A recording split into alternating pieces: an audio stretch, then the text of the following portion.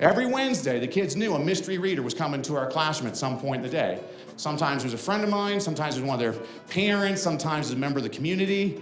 If you can't get anybody to read to your class, have two of your students go arrest another teacher. She comes and reads to your classroom, you go and read to her classroom.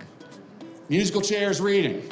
Play musical chairs, but when the music stops, there's a poem on every chair. Have the kids read the poem before you start the music back up.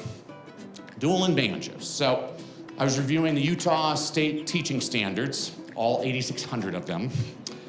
There's a lot of boring ones. And I learned long ago, if I'm bored teaching it, they're never gonna learn it.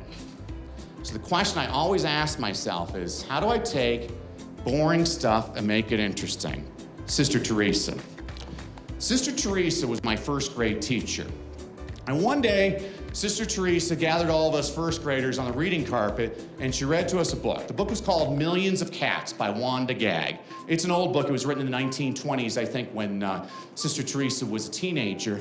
And I'll never forget this book, because at one point in the story, Sister Teresa read and looked at us by saying, hundreds of cats, thousands of cats, millions and billions and trillions of cats. And this is what all of us first graders did. She freaked us out. I will never forget this book because of Sister Teresa. Well, many years later when I became a teacher, I realized, oh, that's good teaching. It stuck. I don't believe in traumatizing children.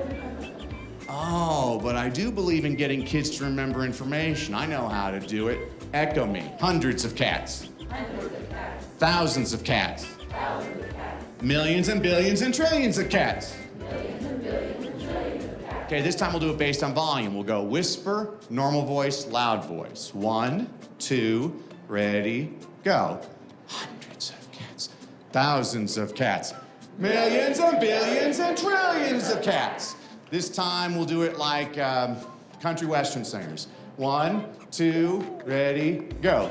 Hundreds of cats, thousands of cats, millions and billions and trillions of cats. God bless America, all right? So see what we're doing? We're taking the lamest part of the day and we're turning it into the funnest part of the day. I loved it when teachers used to come up to me and say, hey, Danny, I taught 20 standards today. I'm like, really? See how many they remember tomorrow. I think if you teach 3 things a day, you're doing a great job if they stick.